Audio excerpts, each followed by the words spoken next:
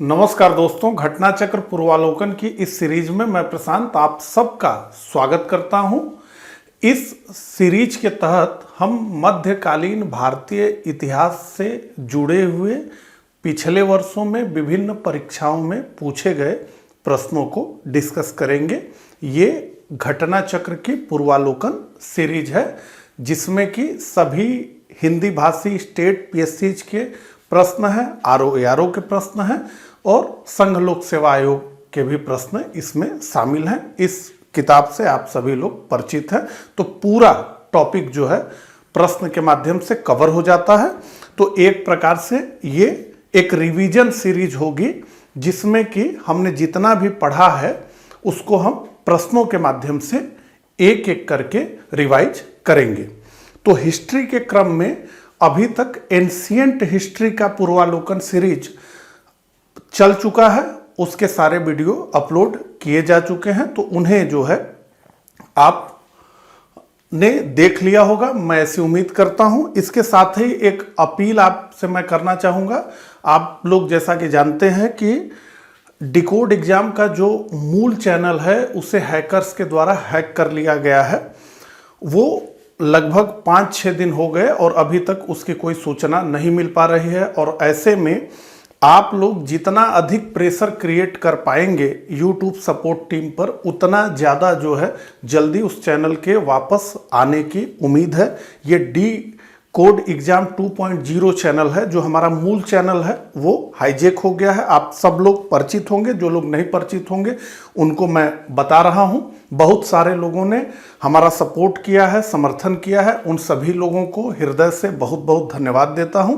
और ये भी अपील करता हूं कि अभी आपको और ताकत से इस अभियान को चलाना होगा। ट्विटर के माध्यम से 2 हैशटैग आपको यूज करना है, एक तो डिकोड एग्जाम रिकवरी और दूसरा सपोर्ट डिकोड एग्जाम। ये 2 हैशटैग पे आपको जो है ट्वीट करना है। यूट्यूब इंडिया, यूट्यूब, इन लोगों को टैग करते हुए कोई भी 1 लाइन 2 लाइन आपको लिखना है। 2 हैशटैग का यूज करके सपोर्ट डिकोड एग्जाम और डिकोड एग्जाम रिकवरी, ये होगा, ठीक है। तो चलिए अब जो है इस लेक्चर का हम प्रारंभ करते हैं।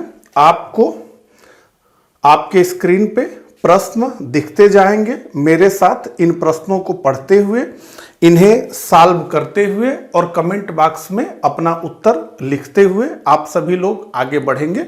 और अगर आपको मेरा ये प्रयास पसंद आएगा तो ज़्यादा से ज़्यादा लाइक करिएगा और ज़्यादा से ज़्यादा ऑनलाइन देखने का प्रयास करिएगा, क्योंकि ये बिल्कुल नया चैनल है और इसमें जितना वॉच टाइम आप लोग दे पाएंगे, जितना इसे अधिक से अधिक ऑनलाइन आप लोग देख पाएंगे, उतना ही ज़्यादा जो है इसकी रीच बढ़ेगी, अधिक से अधिक लोगों के पास ये जाएगा। अगर आपने चैनल को सपोर्ट नहीं किया है तो उसको सपोर्ट भी कर दीजिए, ठीक है।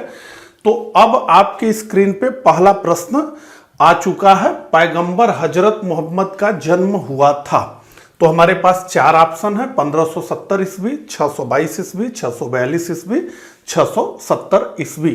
तो ये जो हमारा टॉपिक है भारत में मुस्लिम आक्रमणकारी, ठीक है, ये पहला टॉपिक है मध्यकालीन भारतीय इतिहास का। उसका ये पहला प्रश्न है जिसमें पैगंबर हजरत मोहम्मद के विषय में प्रश्न पूछा गया है। तो देखिए, पैगंबर हजरत मोहम्मद का जन्म 1570 ईस्वी में वर्तमान के सऊदी अरब के मक्का नामक स्थान में इनका जन्म हुआ। और हम सभी ये जानते हैं कि इन्होंने इस्लाम धर्म का प्रवर्तन किया, इस्लाम धर्म को इन्होंने चलाया और ये पैगंबर थे। पैगंबर यानी कि जो अल्लाह का प्रतिनिधि है, जो अल्लाह का मैसेंजर है, ठीक है। तो पैगंबर मोहम्मद का जन्म हुआ था 1570 ईस्वी में और इनकी मृत्यु हुई 632 ईस्वी में। और इन्हें हम क्यों जानते हैं? तो इन्होंने इस्लाम धर्म का प्रवर्तन किया था, ठीक है। इतना हो गया। चलिए दूसरे प्रश्न पे बढ़ते हैं। तो दूसरा प्रश्न आ गया, मक्का कहां पर है? सीरिया, ईरान, इराक, सऊदी अरब। देखिए ये सब थोड़े पुराने प्रश्न हैं, आप देख रहे होंगे 1995 में पूछा गया प्रश्न है। अब इस तरह के आसान प्रश्न आपको देखने को नहीं मिलेंगे, लेकिन ये है कि पिछले वर्षों में पूछा गया है तो हम उसको देखते हैं। ठीक है, तो सीरिया, ईरान, इराक, सऊदी अरब। तो मक्का कहां पे है? मक्का सऊदी अरब में स्थित है। यहीं पर हजरत मोहम्मद का जन्म हुआ था, जो इस्लाम धर्म के पैगंबर थे, और इसीलिए मुसलमानों के लिए यह बहुत ही पवित्र स्थल है। ठीक है, डी हमारा उत्तर है। चलिए अगला प्रश्न, हिंद, भारत की जनता के संदर्भ में हिंदू शब्द का प्रथम बार प्रयोग किया गया था। हिंदू शब्द, तो ये देखिए ये एक जो है विवादास्पद प्रश्न है। अब इस तरह के प्रश्न नहीं पूछे जाएंगे, क्योंकि हिंदू शब्द की उत्पत्ति को लेकर के पहले तो यही माना जा रहा था कि सबसे पहले अरबों ने जो है वो स नहीं बोल पाते थे तो स को ह बोलते थे, तो सिंधु को हिंदू कह दिया, और हिंदू का मतलब सिंधु नदी के आसपास रहने वाले लोग। तो लेकिन अभी बताया जाता है कि कई प्राचीन भारतीय ग्रंथ हैं जिसमें स्पष्टतः हिंदू शब्द का प्रयोग किया गया है, इसलिए ये एक विवादास्पद प्रश्न है। लेकिन जो हम लोग पढ़ते हैं और जो वेरीफाइड नॉलेज अभी तक माना जाता है, जो पुस्तकों में दिया गया है, उसके अनुसार सबसे पहले अरबों ने इस शब्द का प्रयोग किया, हिंदू। ठीक है, चलिए भारत पर पहला मुस्लिम आक्रमण किस वर्ष हुआ? 647 ईस्वी, 1013 ईस्वी, 711 ईस्वी, इनमें से कोई नहीं। तो देखिए भारत पर सफल जो मुस्लिम आक्रमण हुआ वो 1712 ईस्वी में हुआ, मोहम्मद बिन कासिम के नेतृत्व में हुआ, और जिसमें मोहम्मद बिन कासिम ने सिंध पर विजय प्राप्त की, वहां के शासक दाहिर को हरा करके। और एक प्रसिद्ध पुस्तक है चचनामा, उसमें जो है अरबों की सिंध विजय का उल्लेख किया गया है। ठीक है, तो अब देखिए, लेकिन 1712 से पहले भी कई प्रयास किए गए थे। ठीक है, 1711 में भी प्रयास किया गया था, लेकिन जो मूल इस प्रश्न की भावना है वो 1712 से ही है। तो हमारा उत्तर होगा इनमें से कोई नहीं। तो 1712 में पहला सफल मुस्लिम आक्रमण भारत पे हुआ था और सिंध में हुआ था वो। अगला, मोहम्मद बिन कासिम द्वारा सिंध की विजय कब हुई? 1713, 1716, 1712, 1719। तो मोहम्मद बिन कासिम द्वारा सिंध की विजय हुई 1712 ईस्वी में, और 1713 ईस्वी में इसने मुल्तान को भी जीत लिया। ठीक है, अगला प्रश्न, भारत में प्रथम मुस्लिम आक्रमणकारी था, कौन था? कुतुबुद्दीन ऐबक, महमूद गजनी, मोहम्मद बिन कासिम, मोहम्मद गौरी। तो देखिए सबसे पहले मोहम्मद बिन कासिम ने सिंध पर आक्रमण किया 1712 ईस्वी में, जैसा कि आपको मैंने बताया। ठीक है, और जिसका उल्लेख चचनामा में किया गया है। अगला, भारत पर सर्वप्रथम मुस्लिम आक्रमणकारी थे। अब देखिए यह समझने का प्रयास करिए कि एक ही प्रश्न को किस तरीके से थोड़ा थोड़ा बदलाव करके बार बार पूछा जा रहा है। तो यह तो निश्चित है कि प्रश्न रिपीट होते हैं, हालांकि उसकी भाषा अलग हो सकती है, उससे जुड़े हुए तथ्यों में थोड़ी छेड़छाड़ की जा सकती है, लेकिन प्रश्न रिपीट होते हैं। और यही फायदा है कि हम पिछले वर्ष के प्रश्नों को हल करते हैं, तो हमारा कॉन्फिडेंस भी बढ़ता है और रिवीजन तो होता ही है। तो भारत पर सर्वप्रथम मुस्लिम आक्रमणकारी थे कौन? गजनी के, गौर के। तो ये गजनी के, गौर के, ये सब आक्रमण हुआ, लेकिन सर्वप्रथम अरबों ने आक्रमण किया। ठीक है, चलिए अगला प्रश्न, मोहम्मद बिन कासिम था, क्या था ये? तुर्क था, मंगोल था, अरब था, तुर्क अफगान था? तो मोहम्मद बिन कासिम अरब था, और जो इराक का शासक था जिसका नाम था अल हजाज, उसका ये भतीजा भी था और उसका ये दामाद भी था। ठीक है, और इराक का शासक का मतलब इराक का एक प्रकार से गवर्नर, खलीफा का। ठीक है, चलिए अगला। अब देखिए चचनामा से प्रश्न आ गया। चचनामा के अनुसार 6वीं और 7वीं शताब्दी में सिंधु देश की राजधानी क्या थी? तो चचनामा में क्या लिखा है? सिंधु देश की राजधानी, सिंध की जो मैं बात कर रहा हूं, दाहिर जहां के राजा थे, देवल, अरोड़, लोदवा, बाड़मेर। तो चचनामा के अनुसार अरोड़ 6वीं 7वीं शताब्दी में सिंधु देश की राजधानी थी। सी हमारा उत्तर होगा। अगला, इनमें से कौन गजनी राजवंश का संस्थापक था? अल्पतगीन, महमूद, सेबुतगीन और इस्माइल। तो देखिए, अल्पतगीन ने गजनी राजवंश की स्थापना की और इस गजनी राजवंश को यामिनी राजवंश के भी नाम से जाना गया और अल्पतगीन ने ही गजनी को अपनी राजधानी बनाया। तो गजनी राजवंश या यामिनी राजवंश के नाम से इसे जाना गया। ठीक है, चलिए अब 2 कथन आ गए। कथन ए, महमूद गजनी ने भारत पर 17 बार आक्रमण किए और कारण आर, वह भारत में स्थायी मुस्लिम शासन की स्थापना करना चाहता था। तो देखिए, हेनरी एलियट ने बताया है कि महमूद गजनबी ने भारत पर 17 बार आक्रमण किए। तो यह तथ्य तो सही है, यानी कथन ए तो सही है, लेकिन कारण वह भारत में स्थायी मुस्लिम शासन की स्थापना करना चाहता था, उसका ऐसा कोई उद्देश्य देखने को नहीं मिला।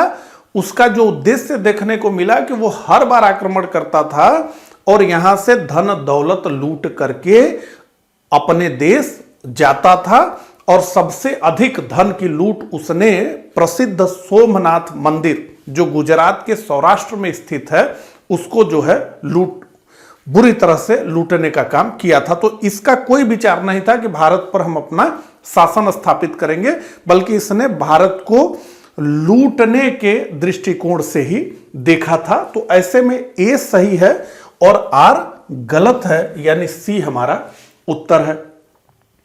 अब आइए हम महमूद गजनी के बारे में थोड़ी सी चर्चा कर लें। तो इसका जो कार्यकाल रहा 1999 से 1030 ईस्वी के बीच रहा। ठीक है, और ये सुबुतगीन के पश्चात, अपने पिता के पश्चात ये शासक बना और इसके बारे में यह है कि सुल्तान की उपाधि धारण करने वाला ये पहला शासक था। इसके अलावा इससे जुड़ी हुई 2 टाइटल्स हैं, 2 उपाधियां हैं जो परीक्षा में पूछी जा सकती हैं। पहली, अमीन उल मिल्लत, तो धर्म का रक्षक।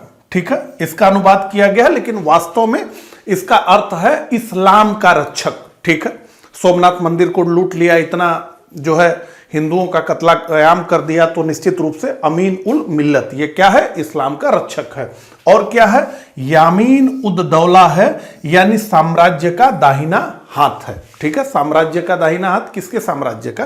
तो खलीफत की बात हो रही है। ठीक है, तो हेनरी एलियट ने कहा कि इसने 1000 ईस्वी से 1027 ईस्वी के बीच भारत पर 17 बार आक्रमण किया। ठीक है, तो अब आप समझ लीजिए कि किस प्रकृति का व्यक्ति रहा होगा कि केवल जो है आक्रमण के उद्देश्य इसका था। तो यहां से आक्रमण का इसका उद्देश्य धन को लूटना और उसकी सहायता से मध्य एशिया में विशाल साम्राज्य की स्थापना करना, यह इसका उद्देश्य था। ठीक है, तो अब एक बार जो है महमूद गजनवी के जो आक्रमण हुए हैं उनको हम देख लें और जो महत्वपूर्ण है उन्हीं को हम देखेंगे। तो 1001 ईस्वी के पास ये जो दूसरा उसका अभियान है बताते हैं, इसमें पेशावर के युद्ध में हिंदू शाही, तो हिंदू शाही आप जो है मैप पर देखिएगा, हिंदू शाही राजवंश था, उस राजवंश पर इसने आक्रमण किया और वहां के शासक थे जयपाल। तो जयपाल को इसने बुरी तरह से पराजित कर दिया और पूरा मतलब ये उल्लेख है अलग से अगर आप पढ़ेंगे कि जयपाल ने फिर बहुत बड़ा अनुष्ठान करवाया और उनको ये कि मतलब हम भारत के सीमा पर हैं और इसकी रक्षा करने का भार हमारे कंधे पर था जिसमें हम फेल कर गए। तो उन्होंने, अब यहाँ तो आत्महत्या लिखा है, लेकिन उन्होंने जो है अपने पूरे शरीर पे घी डाला और अग्नि कुंड जल रहा था उसमें वो जाकर के बैठ गए। और वो कि आप देखिए कि हमारे पास किस तरह का संकट है, हमें कैसे जो है इनका सामना करना है और हमारे इस त्याग से, बलिदान से जो है और लोग सीख सके। तो अग्नि कुंड में उन्होंने खुद को समर्पित कर दिया और जयपाल के बाद उनका पुत्र आनंदपाल और आनंदपाल के बाद त्रिलोचनपाल, ये सब जो है लड़ते रहे और अंत में जो है ये हिंदू शाही राजवंश का सफाया हो गया। ठीक है। फिर इसके बाद चौथा हम देखें तो 1005 ईस्वी में मुल्तान पर इसने कब्जा किया। 9वें अभियान को देखें तो 1011 से 12, ठीक है, थानेश्वर के चक्रा स्वामी मंदिर को लूटा गया। इसके अलावा 1013 10वां अभियान, त्रिलोचनपाल आनंदपाल के पुत्र को हराया गया। इससे पहले 1006-7 के आसपास जो है आनंदपाल को भी हराया गया। ठीक है। इसके बाद 1015 ईस्वी में कश्मीर पर आक्रमण किया गया। फिर इसने प्रयास किया दोबारा कश्मीर पर आक्रमण करने का, लेकिन वहां यह सफलता नहीं प्राप्त कर सका। इसके अलावा मथुरा और वृंदावन को लूटा गया। इसके अलावा जो प्रमुख तथ्य है जो बहुत बार परीक्षा में पूछा गया है, इसने 1019-20 ईस्वी में बुंदेलखंड के चंदेल शासक विद्याधर से युद्ध किया, लेकिन कहते हैं कि विद्याधर ने इस युद्ध में वो अपराजित रहे और अंत में महमूद गजनी को पीछे हटना पड़ा। तो चंदेल शासक विद्याधर। ठीक है। इसके अलावा पंजाब पर प्रत्यक्ष शासन स्थापित करने के उद्देश्य से इसने पंजाब पर अधिकार किया। 15वां इसका आक्रमण था और यहां पर उसने 56 ग्रेन के चांदी के सिक्के चलवाए, जिसपे एक तरफ अरबी और दूसरी तरफ संस्कृत में लिखा हुआ था। ठीक है। सबसे प्रसिद्ध इसका आक्रमण कहां हुआ तो सौराष्ट्र में स्थित सोमनाथ मंदिर पर हुआ। 1025 ईस्वी में हुआ और इस समय गुजरात का जो शासक था भीम प्रथम, उसी ने बाद में फिर पुनर्निर्माण कराने का कार्य किया सोमनाथ मंदिर को। तो उसके पास शक्ति उस तरह की नहीं थी, तो संघर्ष नहीं हो पाया और सोमनाथ मंदिर को बुरी तरह से लूटने का काम जो है इसने किया। और इसीलिए महमूद गजनबी और सोमनाथ के मंदिर की लूट, ये दोनों शब्द एक साथ ही हमारे दिमाग में आते हैं। और उत्बी जो ने लिखा है कि सोमनाथ के शिव मंदिर पर आक्रमण से महमूद को इतनी अधिक राशि प्राप्त हुई जितनी अन्य सभी अभियानों से भी नहीं हुई थी। ठीक है। चलिए, अब ये कुछ तथ्य थे। अब आइए प्रश्न देखें। निम्न में से कौन चंदेल शासक महमूद गजनवी से पराजित नहीं हुआ था? धंग, विद्याधर, जय, शक्ति, डंक। तो निश्चित रूप से विद्याधर, चंदेल शासक, बुंदेलखंड के चंदेल शासक विद्याधर महमूद गजनवी से पराजित नहीं हुए। मुस्लिम इतिहासकारों ने लिखा है कि तत्कालीन भारत का यह सबसे शक्तिशाली राजा था। ठीक है। कौन? विद्याधर। अगला, किस चंदेल राजा ने महमूद गजनवी का सामना किया था? फिर से देखिए, उसी तरह से रिलेटेड प्रश्न है।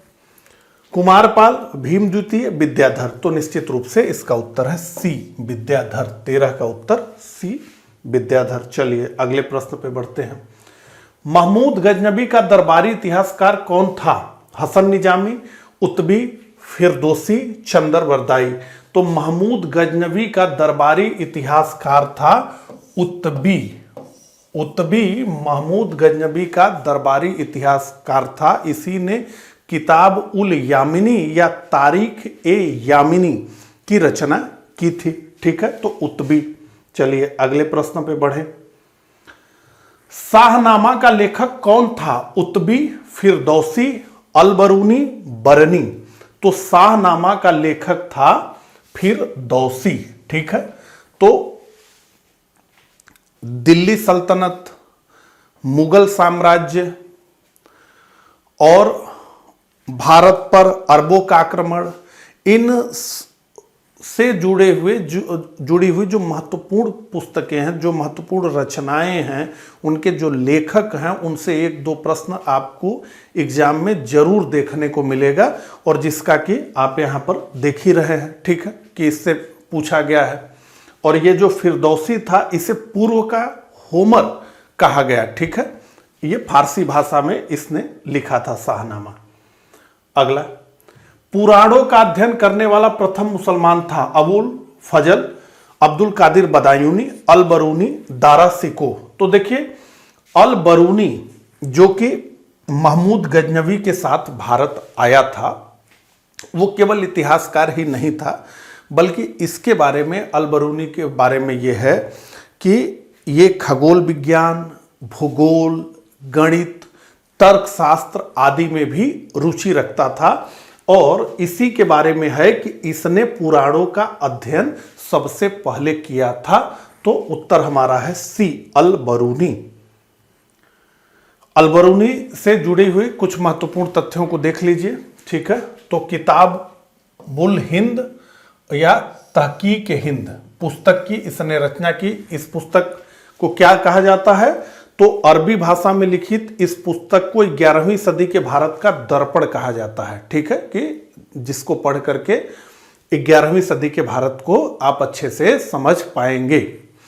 अल-बरूनी पुराणों का अध्ययन करने वाला प्रथम मुस्लिम था। देखिए ये फैक्ट लिखा हुआ है। समाज में इसने 4 वर्णों के अतिरिक्त 8 अंतज्य जातियों, यानी जिन्हें छूना नहीं चाहिए, अस्पृश्य कह लीजिए, तो उसका जिक्र किया था। इसने भारतीयों के विज्ञान, ज्योतिष, गणित के ज्ञान की प्रशंसा की थी। अल-बरूनी से प्रश्न अक्सर पूछा जाता है। चलिए अगला प्रश्न, महमूद गजनी के साथ भारत आने वाला प्रसिद्ध इतिहासकार कौन था? तो महमूद गजनी के साथ भारत आने वाला प्रसिद्ध इतिहासकार कौन था? फरिश्ता था, अल-बरूनी था, अफीक था, इब्न बतूता था। तो महमूद गजनी के साथ भारत आने वाला प्रसिद्ध इतिहासकार था अल-बरूनी, ठीक है। बी हमारा उत्तर है। अगला, अल-बरूनी भारत में आया था। अब देखिए 9वीं शताब्दी में, 10वीं शताब्दी में, 11वीं शताब्दी में, 12वीं शताब्दी में, ठीक है। तो 1000 ईस्वी से तो आक्रमण करने का काम जो है गजनी ने शुरू किया, तो अब उसी के साथ ये आया, तो 100 साल शताब्दी आगे चलती है, तो 11वीं शताब्दी हम कहेंगे इसे, ठीक है। और वैसे भी वहां फैक्ट पर यह लिखा हुआ था, तो सी हमारा उत्तर है, 11वीं शताब्दी में अल-बरूनी भारत आया। अगला प्रश्न, निम्नलिखित कथनों में से कौन अल-बरूनी के संबंध में सही नहीं है? अब आप देखिए कि अल-बरूनी से रिलेटेड कितना प्रश्न पूछा गया, ठीक है। चलिए पढ़ते हैं। वह एक धर्मनिरपेक्ष लेखक था। उसका ग्रंथ उस समय के जीवंत भारत से प्रभावित था, निश्चित रूप से। वह संस्कृत का विद्वान था। वह त्रिकोणमिति का विशेषज्ञ था। तो मैंने बताया इसकी रुचि काफी व्यापक थी, लेकिन वो एक धर्मनिरपेक्ष लेखक था, ये गलत है। ये एक धर्मनिरपेक्ष लेखक नहीं था। तो ऐसे में ए हमारा उत्तर है। अगला प्रश्न, निम्नलिखित में से किसने महमूद गजनी के हमले के बाद सोमनाथ मंदिर का पुनर्निर्माण किया? भीमराज प्रथम, भीमदेव, मूलराज, जय सिंह, सिद्धिराज। तो महमूद गजनी के हमले के बाद सोमनाथ मंदिर का पुनर्निर्माण करने का काम किया गुजरात के शासक भीमदेव प्रथम ने। तो 20 का जो हमारा उत्तर है वो है बी, भीमदेव प्रथम। अगला, अब देखिए ये IAS प्री 2022 का प्रश्न है, ठीक है।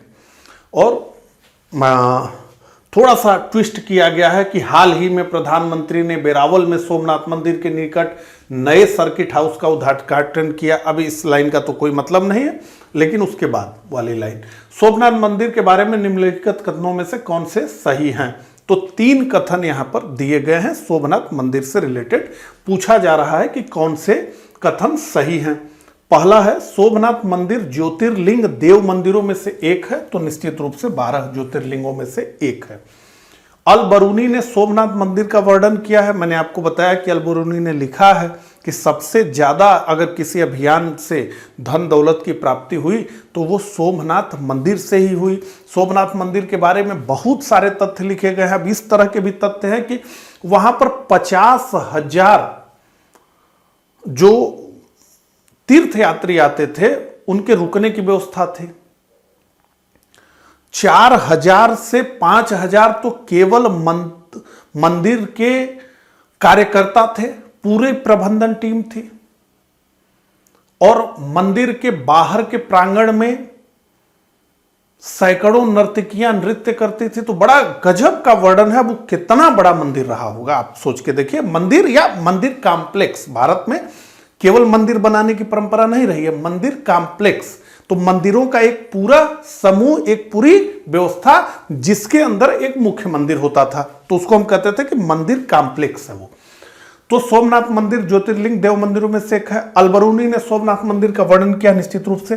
सोमनाथ मंदिर की प्राण प्रतिष्ठा, आज के मंदिर की स्थापना दोबारा हुआ आजाद भारत में, फिर से ये बना।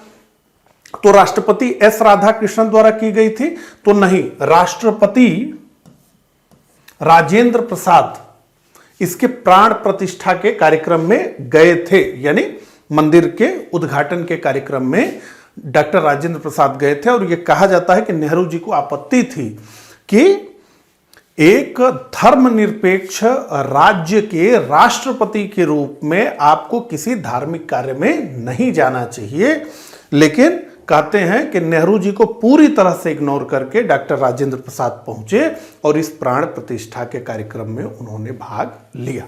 ठीक है, तो 1 और 2 सही है, 3 गलत है, तो ए हमारा उत्तर होगा। 1, 2 सही है, 3 गलत है। चलिए अगला प्रश्न, किसने एक तरफ संस्कृत मुद्रा लेख के साथ चांदी के सिक्के निर्गत किए?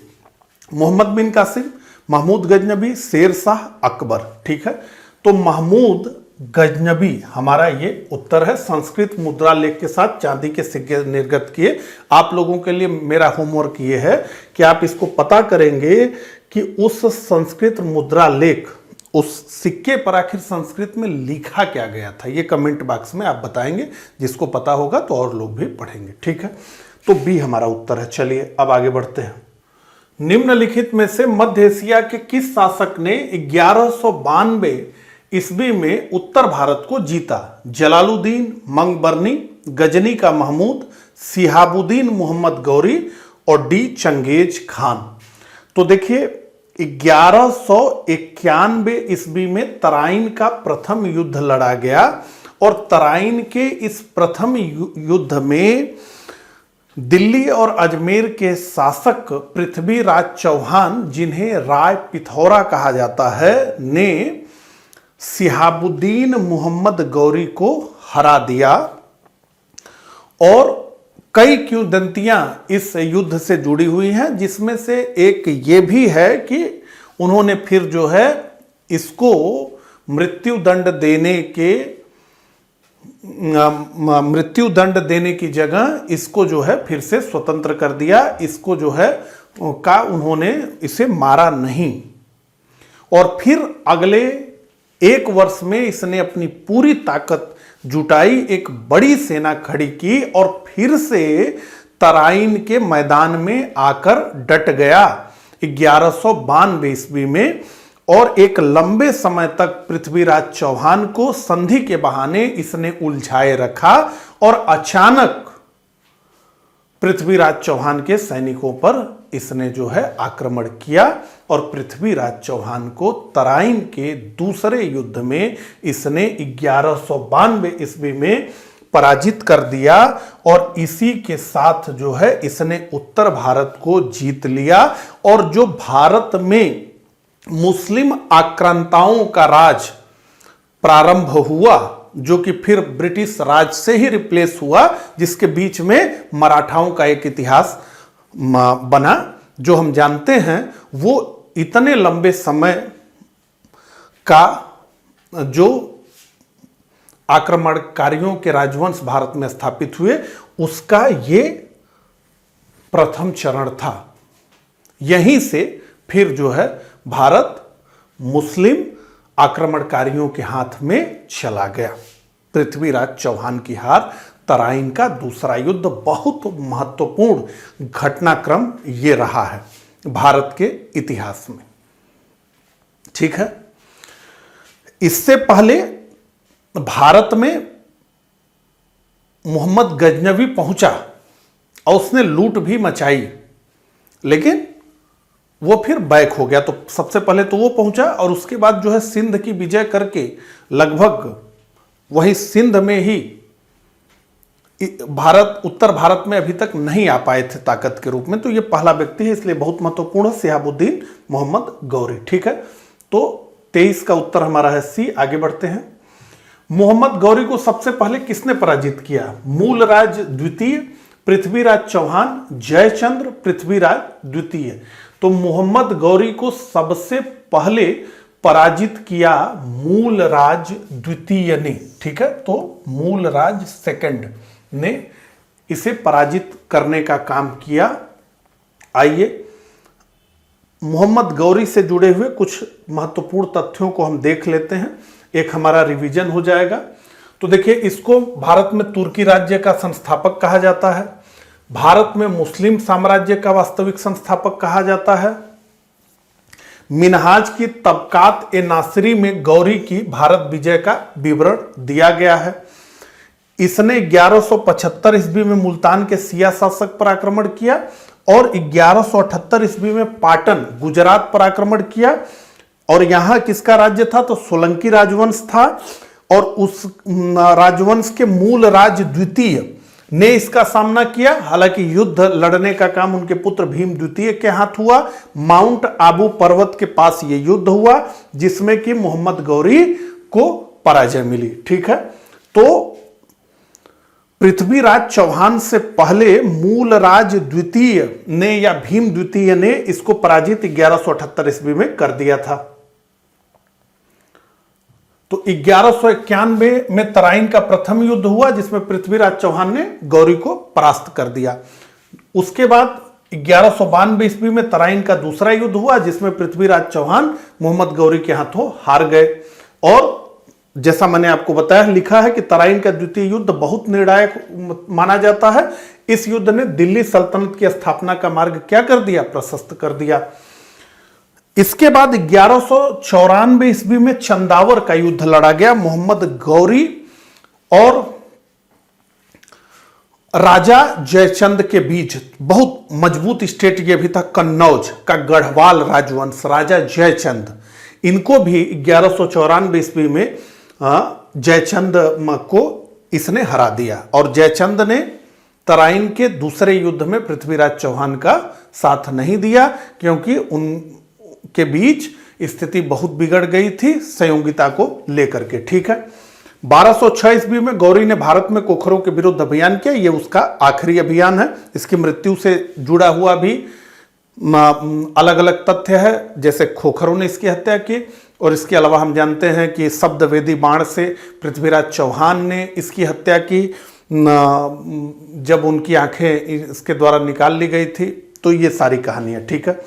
तो मोहम्मद गौरी ने 56 ग्रेन भार का सिक्का चलवाया जिस पर लक्ष्मी की आकृति के साथ मोहम्मद बिन सान अंकित था, ठीक है। और एक प्रमुख तथ्य, भारत में सर्वप्रथम मोहम्मद गौरी ने इक्ता प्रथा चलाई किंतु इल्तुतमिश ने इसे संस्था का रूप दिया, यानी संस्थानीकरण इसका कर दिया इक्ता प्रथा का। अगला, मोहम्मद गौरी ने जयचंद को किस युद्ध में पराजित किया? देखिए अगला प्रश्न आ गया, तराइन का युद्ध, चंदावर का युद्ध, कन्नौज का युद्ध। तो चंदावर का युद्ध जो 1194 ईस्वी में लड़ा गया था उसमें मोहम्मद गौरी ने गढ़वाल नरेश जयचंद को पराजित कर दिया। अगला, युद्ध जिसमें भारत में मुस्लिम शक्ति की स्थापना हुई। तो किस युद्ध ने भारत में मुस्लिम शक्ति की स्थापना करने का काम किया? तराइन का प्रथम युद्ध, तराइन का द्वितीय युद्ध, पानीपत का प्रथम युद्ध, पानीपत का द्वितीय युद्ध। तो निश्चित रूप से तराइन का दूसरा युद्ध। 26 का हमारा जो उत्तर है वो है बी, तराइन का दूसरा युद्ध। अगला, निम्नलिखित नामों को कालानुक्रम में व्यवस्थित करें व नीचे दिए गए कूट से सही उत्तर प्राप्त करें। तो 4 नाम दिए गए हैं, चंगेज खान, महमूद गजनबी, मोहम्मद गौरी, तैमूर। तो थोड़ा दिमाग हमें लगाना हो तो हम ये तो कम से कम देखिए, इस तरह के प्रश्न आते हैं तो घबराना नहीं चाहिए। निश्चित रूप से आदमी कितना रटेगा, सबकी एक सीमा है रटने की ना। लेकिन एक काम तो हम कर सकते हैं, महमूद गौरी और महमूद गजनबी में हमें ये याद होगा कि हमेशा जो है महमूद गजनबी पहले और महमूद गौरी बाद में होगा। इतना तो पढ़ते हुए हमारे दिमाग में रहेगा, ठीक है। तो हम देखें कि 2 के बाद 3 कहां आ रहा है। तो मान लीजिए 2 के बाद तो 3 यहां भी आ रहा है और 2 के बाद 3 यहां भी आ रहा है और 2 के बाद 3 यहां भी आ रहा है। तो ये स्टाइल हमारी चलेगी नहीं, तो हम सीधे सीधे आते हैं। देखिए सबसे पहले तो महमूद गजनी है इन नामों में, ठीक है। तो 2 सबसे पहले है और 2 सबसे पहले केवल बी में है, महमूद गजनी के बाद मोहम्मद गौरी और चंगेज खान का भारत पे आक्रमण नहीं हुआ। एक खतरा उत्पन्न हुआ था लेकिन आक्रमण नहीं हुआ। और सबसे बाद में तैमूर। तो यही बी हमारा उत्तर होगा। तो इस तरह के प्रश्न आए तो थोड़ा दिमाग लगाने का प्रयास करें। कभी कभी ये होता है कि थोड़ा दिमाग लगाने के बाद दो ऑप्शन जो है अपने आप हट जाते हैं, तो दो में से चुनना होता है। मान लीजिए बहुत कठिन ही ऑप्शन हो तो 4 से भले हमेशा 2 मैं कहता हूं। इस तरह के प्रश्न में किस मुस्लिम शासक के सिक्कों पर देवी लक्ष्मी की आकृति बनी है? हमने अभी पढ़ा, मोहम्मद गौरी, अलाउद्दीन खिलजी, अकबर, उपरोक्त में से कोई नहीं, तो निश्चित रूप से मोहम्मद गौरी। चलिए अगले प्रश्न पे आते हैं। भारत में मोहम्मद गौरी ने किसको प्रथम अक्ता प्रदान किया था? तो भारत में मोहम्मद गौरी ने प्रथम अक्ता अपने गुलाम कुतुबुद्दीन ऐबक को प्रदान किया था। बी हमारा उत्तर है। आगे इक्ता से भी प्रश्न आएगा तो उसमें हम विस्तार से इसको भी समझेंगे, ठीक है। मोहम्मद गौरी के किस दास ने बंगाल एवं बिहार पर विजय प्राप्त की? यूपीपीसीएस प्री 1991 का प्रश्न है। तो मोहम्मद गौरी के दास बख्तियार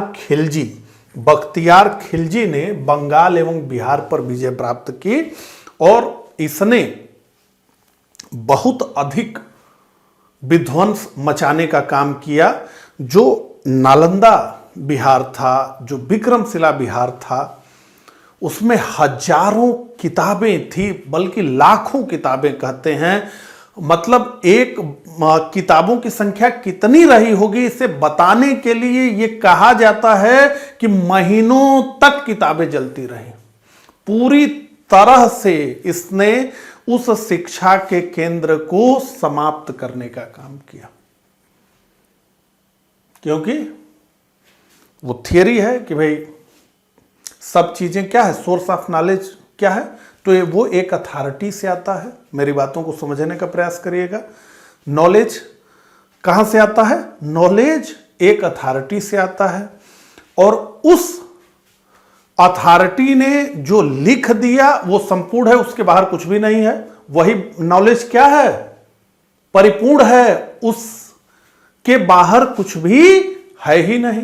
तो फिर ये इतना बड़ा तामझाम क्यों? लाखों किताबें क्यों?